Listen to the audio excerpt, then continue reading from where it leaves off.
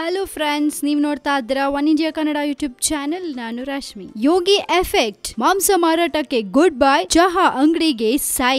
S, Yogi ಬಂದ ಮೇಲೆ ಉತ್ತರ ಪ್ರದೇಶದಲ್ಲಿ ಆಲ್ಮೋಸ್ಟ್ ಎಲ್ಲಾ ಕ್ರಿಮಿನಲ್ ಆಕ್ಟಿವಿಟೀಸ್ ಕೂಡ ಬಂದ್ ಆಗ್ತಾ ಇದೆ. ಯೋಗಿ ಬಂದದ್ದು ಯಾರೆಲ್ಲ ಅಕ್ರಮ ಮಾಡ್ತಿದ್ದಾರೆ, ಯಾರೆಲ್ಲ ಕ್ರಿಮಿನಲ್ಸ್ ಇದಾರೆ ಅವ್ರನ್ನೆಲ್ಲ ಮಟ್ಟ ಹಾಕೋ ಕೆಲ್ಸದ್ರಲ್ಲಿ ಬಿಸಿ ಇದ್ದಾರೆ. ಇನ್ನು ಯೋಗಿ ಆದಿತ್ಯನಾಥ್ ಅವರು ಮುಖ್ಯಮಂತ್ರಿ ಆದ್ಮೇಲೆ ಉತ್ತರ ಪ್ರದೇಶದಲ್ಲಿ ಅಕ್ರಮ ಕಸಾಯಿಖಾನೆಗಳನ್ನ ಮುಚ್ಚಿಸಲಾಗಿದ್ರಿಂದ ಮಾಂಸ ಮಾರಾಟಗಾರರು ಜೀವನ ಸಾಗಿಸಲು ಬೇರೆ ಉದ್ಯಮಗಳತ್ತ ಮುಖ ಮಾಡಿದ್ದಾರೆ. ಕಸಾಯಿಖಾನೆಗಳನ್ನ ಬಂದ್ ಮಾಡಿದ್ರಿಂದ ತಮ್ಮ ಜೀವನ ಸಾಗಿಸಲು ಮುಜಾಫರ್ ನಗರದ 3 ಮಾಂಸ ಮಾರಾಟಗಾರರು ಚಹಾ ಅಂಗಡಿಯ ವ್ಯಾಪಾರ ಶುರು ಮಾಡಿಕೊಂಡಿದ್ದಾರೆ. ರಾಜ್ಯದಲ್ಲಿ ಅಕ್ರಮ ಕಸಾಯಿಖಾನೆಗಳನ್ನ ತಕ್ಷಣವೇ ಮುಚ್ಚಬೇಕು ಅಂತ ಮುಖ್ಯಮಂತ್ರಿ ಯೋಗಿ ಆದಿತ್ಯನಾಥ್ ಅವರು ಮಂಗಳವಾರ ಆದೇಶ ಹೊರಡಿಸಿದ್ರು. ಇದರಿಂದ ಮಾಂಸ ಮಾರಾಟ ಮಾಡಿ ಜೀವನ ಸಾಗಿಸುತ್ತಿದ್ದ ಇಲ್ಲಿನ ಜನರು ಅನಿವಾರ್ಯವಾಗಿ ಬೇರೆ ಉದ್ಯೋಗಗಳಲ್ಲಿ ತೊಡಗಿಕೊಳ್ತಿದ್ದಾರೆ. ಹೊಸದಾಗಿ ಬಂದಿರೋ ಬಿಜೆಪಿ ಸರ್ಕಾರವು ತಮ್ಮನ್ನ ಗುರಿಯಾಗಿಸಿ ತಮ್ಮ ಮೇಲೆ ದರ್ಪ ಪ್ರದರ್ಶಿಸ್ತಾ ಇದೆ ಅಂತ ಆರೋಪಿಸಿ ಮುಷ್ಕರ ಸಹ ನಡೆಸಿದ್ರು. ಆದ್ರೂ ಏನು ಪ್ರಯೋಜನ ಆಗ್ಲಿಲ್ಲ. ಯೋಗಿ ಮಾಡೋದನ್ನ ಮಾಡಿ ಆಯ್ತು. ಇದೀಗ ಕಸಾಯಿ ಖಾನೆಗಳೆಲ್ಲ